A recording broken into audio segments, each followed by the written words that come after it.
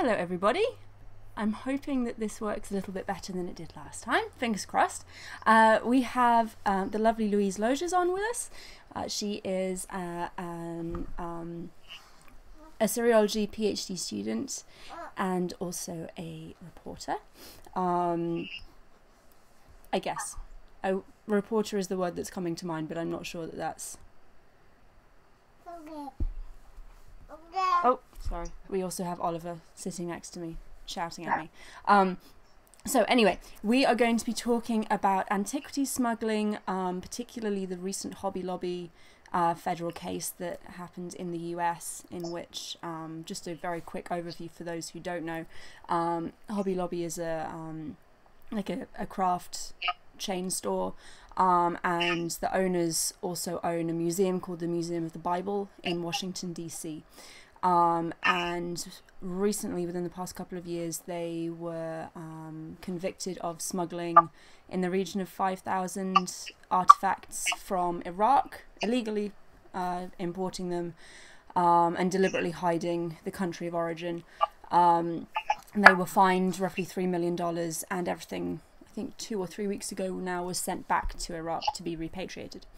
So we've got that going on, and also the wider concerns of antiquities smuggling and what that means for scholars, especially for Assyriologists like me who work with written texts from Mesopotamia. Should we translate smuggled objects? Should we not? Should we send them back? Should we keep them? Lots of different opinions and thoughts on that, so we'll have a little bit of a delve into that, but it's a very complex subject. Luise and I are both very early on in our academic careers, so we don't have the breadth of understanding maybe that some more senior scholars do. So take what we say as it comes, as personal opinion of people who know what's going on in some detail, but possibly don't understand the full, more complex issues. So, without further ado, hello Luise, how are you? Hello, I'm fine. It's a lovely afternoon. Well, it was a lovely day in Glasgow, and now there's a few clouds. But apart from that, that's fine. Good. I have to correct you, please, in a small way. I'm not a PhD student in Assyriology. I did my master's in Assyriology in Germany, and now I've just started a PhD at the Department of Archaeology at the University of Glasgow, and it's interdisciplinary archaeology and also criminology, so social sciences and psychology. So yeah. Oh, well, that sounds amazing, and I think makes you even more qualified to talk about this than I am. So fantastic. So can you just very briefly tell us why you got into the study of the ancient world? Originally, well, I think I've been fascinated by history and the past since childhood. My father is a history teacher, and I learned Latin from relatively early on.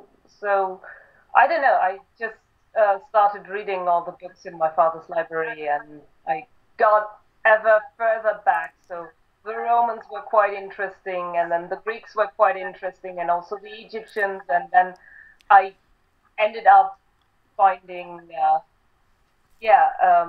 ancient Near East most interesting, because it was almost the oldest thing I could think of that wasn't actually prehistoric. And now the study of prehistory is a great thing, but I wanted to read text and learn about that kind of thing. So, so that was where I ended up. Fantastic. Did you have a particular focus when you did your master's? So the study of archaeology or history in Germany is always very diverse. So you have to specialize from the beginning if you want to do archaeology of the Near East and Assyriology or other regions that interest you. So I ended up with the Near East from the start of my study. Mm-hmm. in my master's, I talked about um, the two terms Sabitu um, and what was the other? um, I Don't worry. I it's been a while. Yeah. It has to be said. I did my master's quite a while ago. I did not plan on doing a PhD in the beginning. So yeah, the idea of my study was studying the word sabitu, which means is usually translated with bartender or innkeeper. So a woman who brews beer. Like in the Gilgamesh epic. Yeah, exactly. Like this one. So and this was this was an actual profession that women did, especially the most things we for this of the old Babylonian period, in which these women were a very important factor for the economic life, because they also lent money or barley, which was also a payment. So they lent out barley and they paid it back, and they got paid back by people who needed that money, needed that barley to feed their workers or do other things. Their economic life. So they were an important factor in the economy then. And so, since the interesting thing about that is that it has been long, these women were seen as somehow less less reputable, right, than normal citizens, because the scholars who first engaged with it were people who lived in a time where it is obviously that a woman who brews beer and sells beer and stands behind a bar must be basically a disreputable woman. Yeah. It has been long known that this can't be exactly it. So I worked about the literature. I worked through the literature in study and just came to the conclusion that this is absolutely wrong. And it's not entirely sure if there were many Sabitus before or after the Old Babylonian time, because we don't have that many things dealing with them anymore. But we know that in that time they were definitely not disreputable women. They were just respectable businesswomen, and this was how they spent their time. Profession that usually women did. So fascinating. So then, what led you from doing this work in your master's through to deciding to do a PhD in archaeology and criminology? Well, after my master's degree, I didn't really want to stay in academia, and I started to be a science journalist, science reporter, in as much as I really wanted to write about archaeology, but in a more historical senses, but in a more broader sense, so for a more broader audience that isn't academic. So I started writing for different science magazines in Germany, and that was fun. And on the other hand, this was the time when the war in Syria started, and so I followed this up, of course, because I have a personal interest in this, not only because of the ancient sites that got destroyed and the looting that happened, but also because I have friends there. I know people there. I've been there. So this was a matter close to my heart, and so I got into this interesting field of antiquities trafficking research and met some people that are very active in this on Twitter, especially Dr. Donna Yates, who is now my supervisor. And yeah, at some point we met here in Glasgow, and after we met in person, well, sometime after that, I decided to apply for a PhD, and yeah, here I am. Fantastic. That's really fascinating.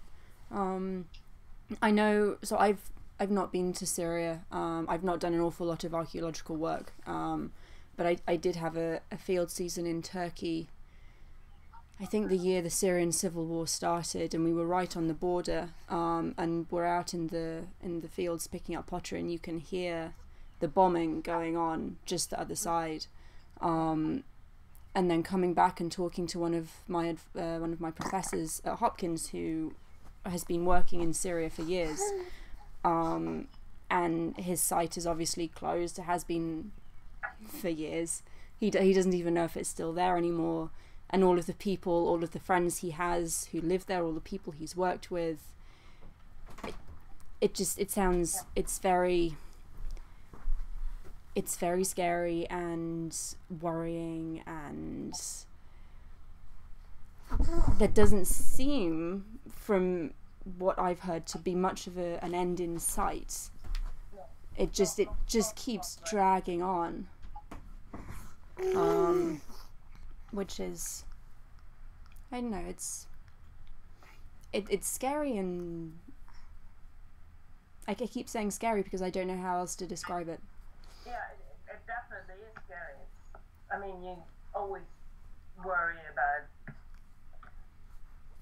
the people there. It's been so long that I just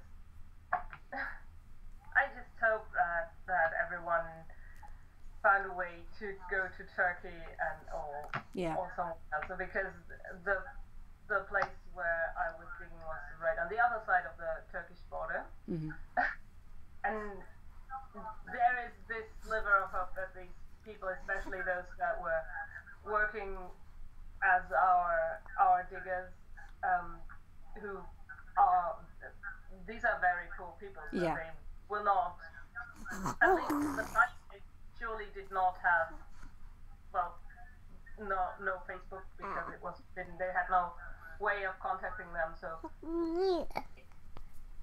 everything, in best case scenario, they just packed up and left when they had the chance, and that's just what I'm hoping for them. Yeah.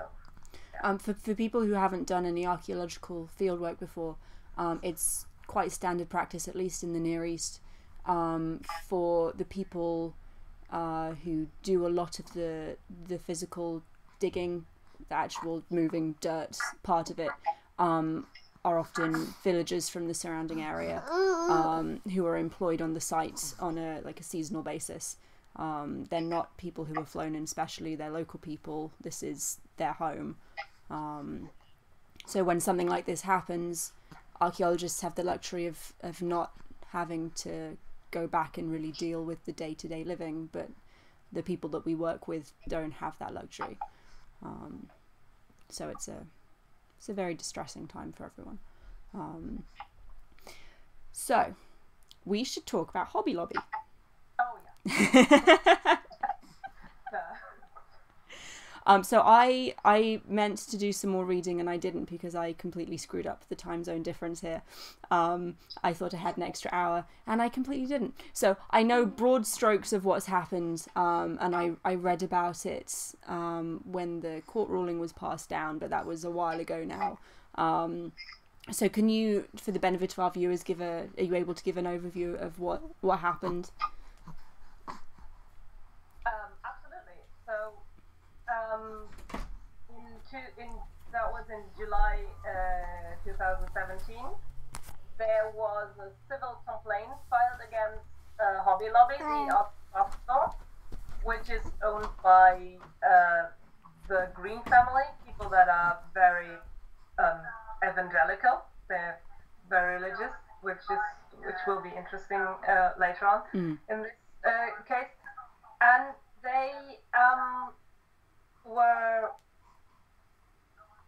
well, it was ruled that they had to forfeit some 5,500 Iraqi objects that they had smuggled out of Iraq to the US.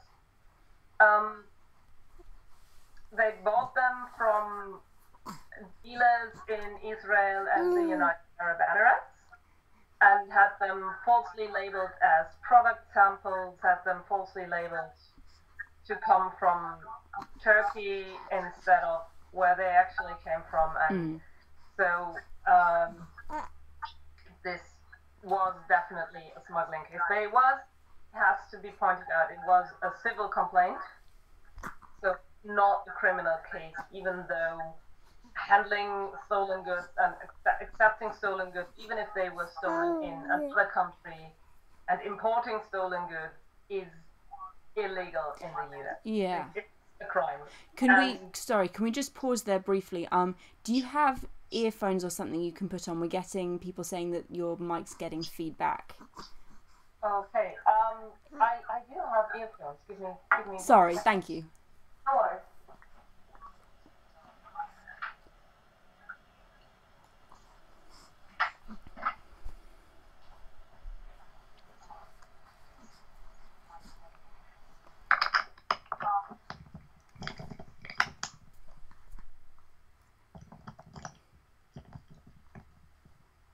Okay. Is this better? It sounds better on my end, so hopefully it's better for people watching. Thank you.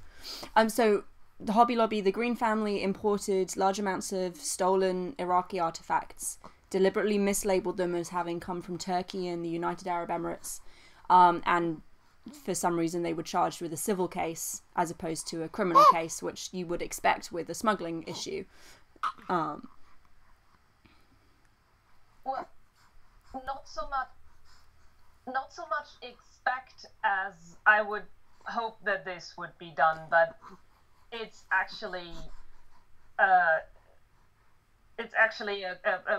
pretty much that this even that little happens to someone at the market end of the antiquities smuggling and trafficking chain. So no, I would not have expected that, but I would have hoped that something like that happens. And yeah, I would have.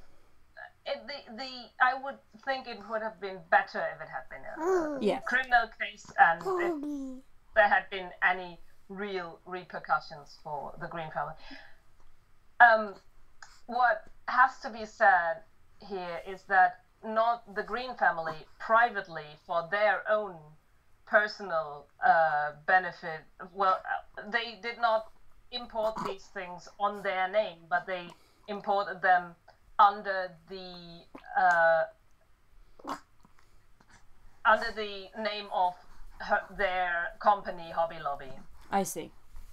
Which is interesting because then when they transferred all the other things they imported for their Museum of the Bible, when they transferred that to the Bible, they put this down as a donation, which gives them a great tax benefit. I see. So they gave something, they donated something effectively to themselves, but still got the tax benefits. Very interesting. So, yeah. Okay. So the upshot of this was they were given a several $1 million fine by the United States government, and all of the objects in question were repatriated to Iraq. It was like in at least all of the news sources that I read, and all my friends were posting about it on Facebook, and Twitter was very excited about the whole process. And as these objects were effectively not effectively, they were stolen, and do not belong in this country, it is, I think, personally, there's no real choice but to return them because they're not ours. but it does and has for many scholars raised the question of, and this is a question that's been ongoing for some time now, as academics, what is our duty of care almost to these objects? Do we, in the case of written material, do we translate them and then send them back so that at least we have an understanding of what it is that's been discovered and broaden public knowledge generally? Do we refuse to work with them at all? Because by translating cuneiform texts, you exponentially increase their value. When people know what things say, they are worth far, far more on the antiquities market. So by translating them, are you indirectly fueling the looting and fueling the smuggling? And then also linked to that is the question of where is the money going that is being paid for these objects? Does it go to help local people who may or may not have lost their jobs due to civil war and digging on the local tell and selling what they find is the only way they can finance their lives? Is this money going to fund terrorist activities? I've heard it suggested that ISIS, while they have destroyed an awful lot of ancient artifacts, they also sell an awful lot to fund themselves. So it's actually quite a complex question of what you should do professionally, alongside the fact that they're not yours, you don't own them, they need to be returned. And there's a kind of a, not quite a parallel case in the UK at the moment, but what I know is the Elgin Marbles, the marbles from the Greek Parthenon that are currently in the British Museum. The Greeks have been trying to get us to return for the longest time, because again, they don't belong to the British, and the British government have continually come up for reasons of, well, you can't look after them, they belong here now, we'll return them when you have an appropriate space for them, which I feel is just stalling the inevitable, because we don't want to give something up that we feel some kind of ownership over. Sorry, there wasn't actually a question in there. I just opened my mouth and spoke a lot. So, what do you think? You've been raising quite a few issues here that I expect you to solve them all within the next 10 minutes. Just okay. That's wow. Right. So let's start at the beginning. So sending them back. And well, the problem that has been raised, that sending them back means they're not going to be studied, is actually, it's quite offensive to Iraqi scholars and the Iraqi people and in general, because this basically just says that, well, as soon as we send them back to Iraq, they're never going to be studied. They're gone. So first of all, there are local experts in Iraq that can translate these tablets and can make them available to a more general public, and they also aren't necessarily opposed to working with scholars from other countries, with international scholars who would share their expertise with them. So that's not necessarily a thing. It's a bit of a straw man argument. Yeah, it definitely is. It's a straw man argument. I think that's been brought up by people who want to have it all by themselves and who want to study those texts themselves, have their name on the publication, and maybe. Hello. Sorry. And maybe there's also something that is some idea of not being able to study them because in a couple of years, it might actually take a couple of years until this can happen, because the Iraqi heritage officials at the moment have bigger fish to fry, and until that time, some of those scholars who are opposed to this the loudest right now, they might not be working anymore at this time. They might be retired by that I time. see. And I see. So it's a case of it's now or never. It's almost all of those that I've heard have a vested interest, and that sounds fishy to me. The other problem that you've raised is, on the other hand, those studying looted objects not only increases their market value, it also sends a very destructive message, which is that you can make a lot of money by digging for antiquities, and a text is never just a text. A cuneiform text ideally has an archaeological context, and so ideally they are dug up in an archaeological scientific excavation where we have all the context, and where we can you can say this is the just full the picture. Yeah, this came up a little bit on Wednesday. We spoke to Dr. David Anderson, who was a specialist in studio archaeology, and we were talking a lot about the importance of archaeological context, and once you take something out of the place it was found, especially if you don't record what it was found with, what room, if it was in a room, you lose an awful lot of information about how objects were used. And looting does this. It's a massive, massive problem. And for people who aren't familiar, Iraq especially, and Syria also, you can see archaeological sites. Like, Iraq is a very flat country and obviously mountains, but if you're just standing on the plain, you can see what's known as a tell, which is a large mound that is accumulated debris from human living over hundreds and hundreds of years. People didn't move around a whole bunch. They founded a city, they stayed there, and they just built on top of buildings. When they collapsed, they just kept building up and up and up. So you've got a plain with a large mound and then a plain, and people know that mound was a human settlement. If you go and dig there, you will find something that people will pay you for. And it's very difficult to guard against looting.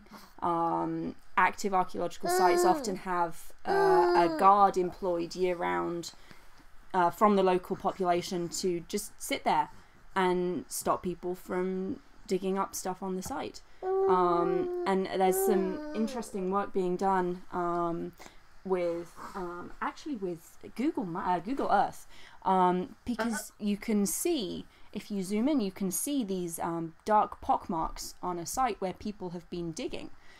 So you can track, even though archaeologists can't get to many sites, especially in Syria, you can track the levels of looting based on time-stamped satellite imagery. So you can say, well, this image was from 2011, and look, there's relatively clear, there's relatively little in the way of looting. This is 2015, you can see kind of scattered marks, and then 2017 there are a lot more. So it enables people to track what's going on. But you can track it, you can't stop it without actually going there, or without local governments getting involved, which is very difficult when they're in the middle of a civil war. If there even is a local government. Yeah. I mean, in Syria, a lot of areas that are absolutely anarchic right now, because different factions are fighting for them, and there's disputed lands, or the several different military factions are carrying out the looting themselves to fund themselves, their operations. Yes, there is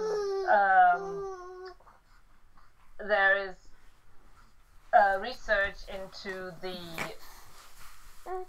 an alleged antiquities for arms trade. So they wouldn't just wouldn't just sell the antiquities for money and buy arms, but they would just exchange them for weaponry. Yeah. Wow. In some places, this is not my research, but this apparently does happen too. So, yeah, that, or of course, yeah, you brought up ISIS. They do that too, but they're only just one of many groups that just do that, including official government, including allies to the United States and everyone else, and including everyone, literally everyone. So that's what happens, and also organized crime, criminal gangs also do that. So not even military or paramilitary factions, but yeah, this does happen. And there are also looters that are actual locals that just try to survive, but they don't do the maximum damage. The maximum damage is done by people that can afford to come to the site with a bulldozer. It's not local people with shovels. Not necessary. They exist too, but they don't do the most of it's the not damage. The same scale. Yeah. From all we know. So this is a research that has started with the Syrian civil war. There weren't so many very well documented satellite images in Iraq, for instance, after 2003, especially since Google Earth was not accessible for these regions, so you could not see that because the U.S. Army blocked that. They blocked the view, so it was all pixelated. Now, since this is another kind of war and it's a different kind of time in Syria, the U.S. government actually gives the pictures that are made, for instance, by NASA to scholars to assess the damage. Oh wow! So yeah, this is something that has changed since then. It's been over 10 years now. Yes, so 15 years almost. So it's a different time. But so you can't say exactly the same. But the Hobby Lobby items all came out of Iraq, and and they were most probably looted sometime after 2003, after the invasion. Yeah, one of the more frustrating things that I've heard people talking about from an academic point of view is that many of the objects from the Hobby Lobby case come from a city that we know of from other textual evidence, but archaeologists haven't excavated. We don't know where it is. So we know that someone somewhere has found it, but we don't know where it is, and we don't have anything that's been securely excavated from there. It's just... And we likely never will. Yeah. So there is... there are other texts from this place called Irizarry, or I think it has an Akkadian name, Al-Sharaki, I think. I'm not sure. So, but the Sumerian name was Irizarry, and it was kind of an important local center during the Third Dynasty of Ur, and we have other texts from there, but all of them have surfaced after 2003. Surfaced is a word that that researchers in antiquities trafficking use for antiquities that turn up for sale somewhere in an auction house or on the internet, right, or at a dealer's place without any sort of provenance, any sort of history, ownership history. So just kind of materialize out of thin air. Everything that has every object from Irizarry has been looted after 2003. Mm-hmm. Well, we think. We think it's the most. It's the most likely explanation. Likely explanation for it. I see. Yeah. Interesting. So, I've not really spoken to anyone about this. I don't know what, even if people are really thinking about it. How does the international community best deal with this kind of activity? Because obviously we can't just go in and sit there and say, stop, you're not allowed to do this. And you can't stop private citizens from purchasing objects. I mean, when you catch them doing so illegally, as with the Green family, you can find them and send the objects back. But that's one case out of many, many, many. Actually, I think fining, it wasn't a fine. The 3 million, that wasn't a fine. That was more or less a forfeiture agreement. They agreed to give that money for other objects they then were allowed to keep, as far as I understand. I did not realize that. I've read some about it, but it's not. I'm not entirely clear about this. All I did is that this was not a fine. So I personally think if you get caught purchasing these objects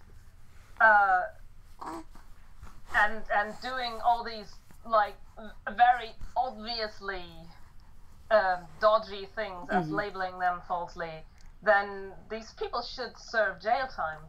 I literally think that this slap on the wrist, that just give it back.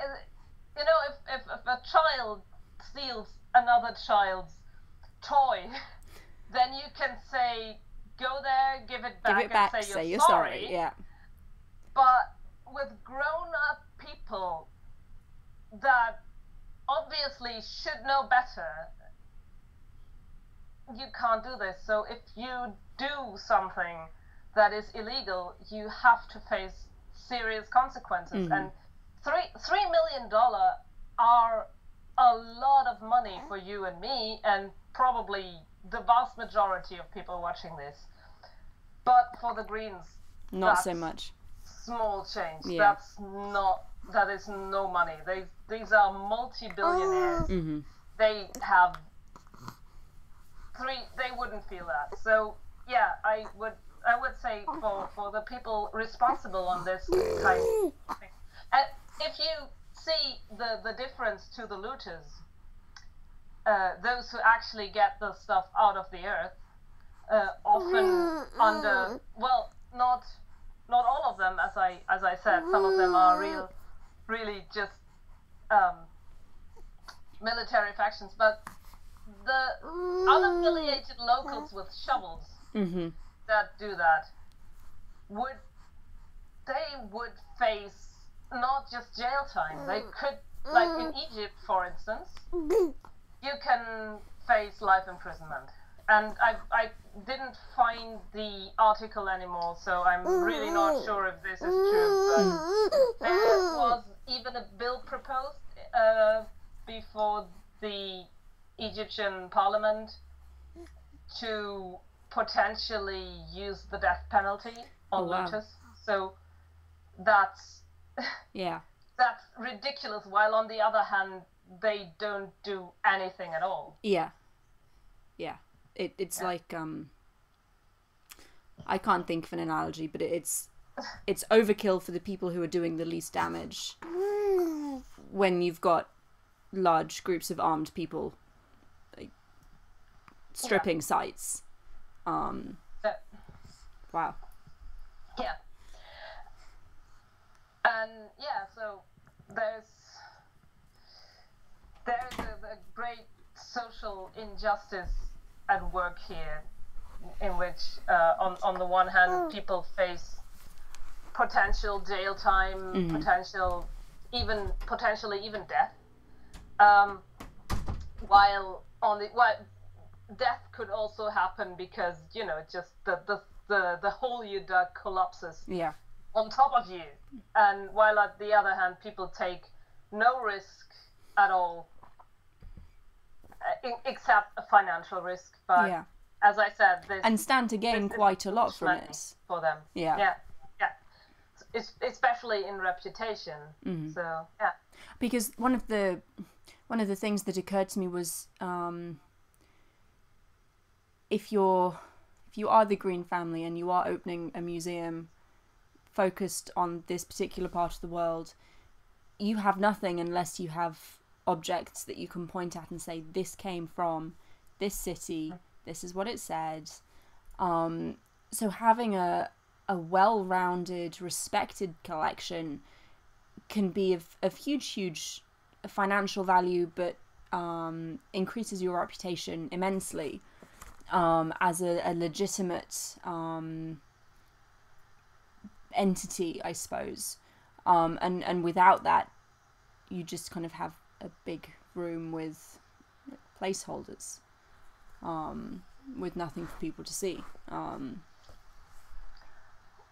Well, from what I understand from people who've been there in DC and looked at it, they have a lot of copies. I'd heard that some of the objects were less than authentic. Well, a copy is fine. I mean, it's as long as people don't as long as it's labeled them as such as authentic. Well, they're not, as far as I've heard, they're not okay. perfectly labeled as copies, but if you look very closely, you can see, okay, it's not actually original. But that's okay. Even that, that's you want to show someone something, you show them that, and that's fine. But if you have actual stolen goods there, that's a problem.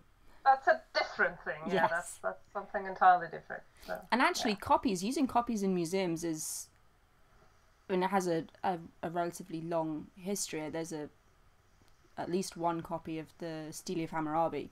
And I think that's fantastic, because if there's only one of an object, you obviously can't cart it around the world for everybody to see. So making copies and displaying them to help other people who can't afford to travel to France is a great thing. And actually, one of the really interesting things that I'm fascinated by is the use of 3D printing to try and recreate some of the cultural heritage that has been destroyed in recent conflicts. So the Arch of Palmyra springs to mind. I think that's a fantastic use of the technology. We don't have the original anymore. We can't ever have it again because it's been smashed. But at least this way, it kind of lives on in popular memory and popular conception. The thing is, well, this absolutely, I think this 3D printing absolutely has its place. Sometimes I'm a bit worried that this is sold as more than it is, because this isn't actual heritage preservation. Actual heritage preservation is something entirely different. I mean, it's great that we can do this now, and I'm absolutely sure that it would be amazing to have this around the world, but it's different to actually putting time and money into making sure that the objects that were made thousands of years ago are preserved and protected for future generations. Yeah, but I'm not saying that you shouldn't do absolutely both. No, but it's two different things. Definitely. And something that I'm particularly interested in sorry, we're kind of going on a bit of a tangent here. Something that I'm interested in the 3D printing for is for teaching purposes. Because one of the problems with the study of the ancient world is, as an undergraduate student, as a master's student, often as a PhD student, you don't have access to the things you're studying because they're in Iraq, they're in the British Museum. You can't just go and open the case and pick them up. And it can be very difficult to get a real understanding of what you're being taught from images on a screen. Whereas if your teacher comes into class and they have a 3D printed or through economic text, and they can pass it around, you can kind of get a feel for what this is, how it would have worked. Especially in text studies. I mean, I'm not sure. You always work with these nice copies done by people. Yeah. Like, and they're kind of this big and really clearly drawn, and you're like, oh, I can read that. And then someone shows you what an actual tablet looks like, and you think to yourself, my God. Yeah, absolutely. Yeah, that's quite true. Yeah. Yeah. I've had my problems with photos even. So I've done a semester in Paris where they often work with photos from text from Mari, and this was hard. Yeah. So this was and this is still easier than reading an actual tablet. Yes. So, No, that's for the text study. I absolutely agree. This would be great. More 3D printed cuneiform. Yeah, I'm all in favour of that. Yes, please. Okay, so I'm going to quickly break here. I think there's a little bit of a lag between you and I and what people are hearing, but I'm going to say if you have questions for Luise, now is the time to get them in. I will get the chat up because I think Josh is occupied with the baby right now. So I'm going to get the chat up. If you have questions or comments to make, go for it. We are here, we are listening. And I'm rather pleased to say I don't think we've actually dropped our connection at all, which is amazing. So hooray. Yeah. Good. Okay. So with your PhD, do you what future plans do you have? Well, I'm just hoping to get this done. So my PhD is focusing antiquities trafficking in conflict in Iraq, in the Near East, in Iraq and Syria. So it has it starts 1991. So the period that I look up is 1991 until the present, but there is a focus on Syria since 2011 because there are just most data on the looting on the ground, which I want to cross-reference with data from the market since then. So yeah, that's my plan, and I just hope to get this done. Which is it's not that easy because I'm self-funded, and that's not fun. And you have to live as a European in the UK, and there's there's a lot of tiny little things that are happening, and if I get this done, I'm very happy about that, and I'll see if I want to stay in journalism or in academia more after that, or do something entirely else. I'm at the beginning of my PhD. I'm not thinking what I'm doing after that. You're just focused on the end point. I'm fine with doing what I'm doing right now. So, yeah. So we've had one question. Barney wants to know if Daesh has been destroyed as much as been reported. Are you able to comment on that? I'm really not an expert on what. You mean if they have been if they have been crushed, if ISIS has been defeated?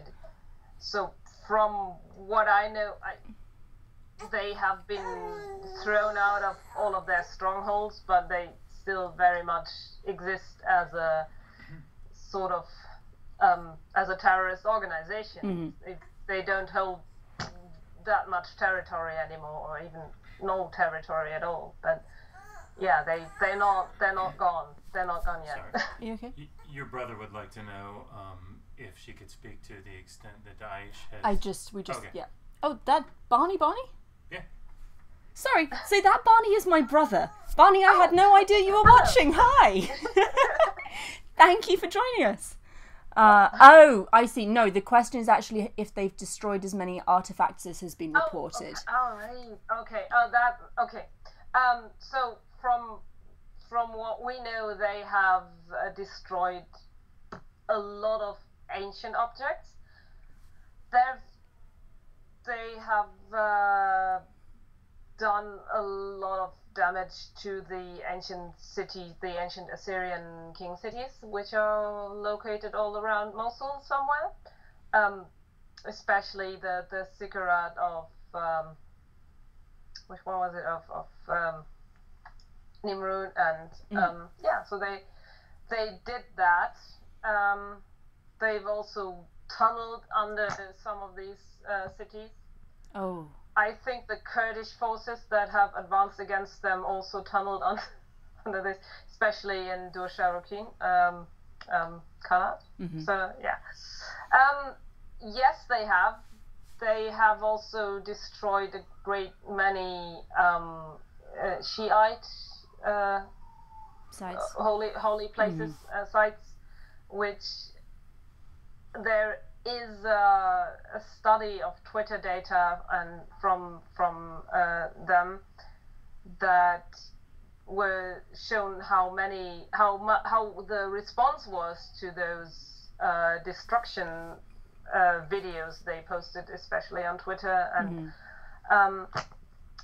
they could have done on other social media outlets, but this was the easiest way for the scholars to get to the data, because Twitter is open and Facebook isn't.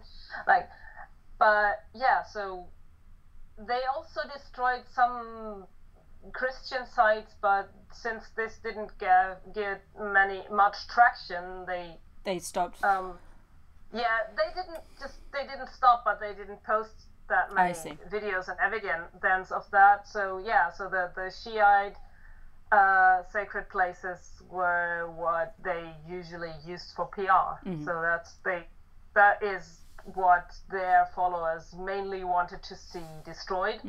And on second place come the ancient sites, because on the one hand they're pre-Islamic and pre-everything, and on the other hand they're also symbols for the modern states of Iraq and Syria. So they, in that regard, they would have to destroy those. But yeah, it's, if you've seen what a video, then it's usually happened. It's usually legit. Yeah. Okay, thank you. Shane Zolan is asking if either of us have read Bible Nation, the United States of Hobby Lobby. I actually haven't.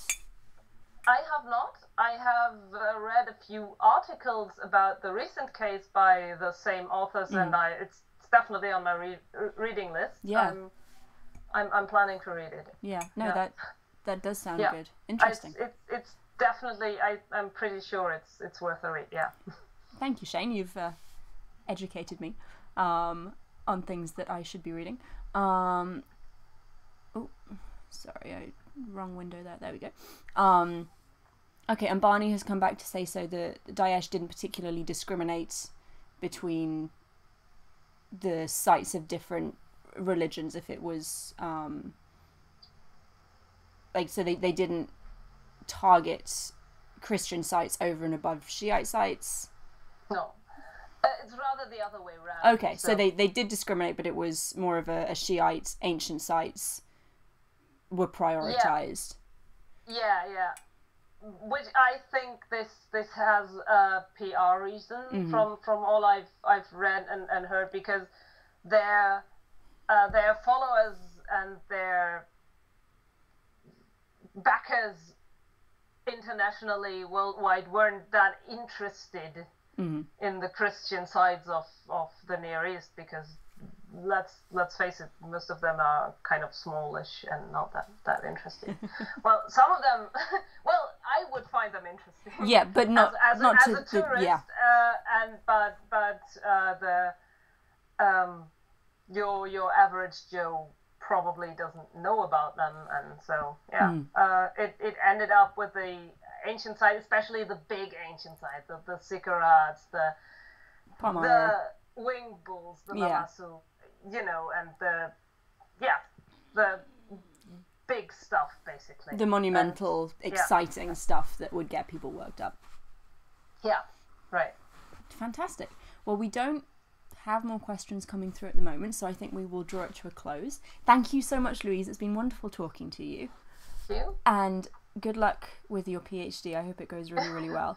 Thank you. And if you'd be interested, I think we'd love to have you back on at a later date to talk some more.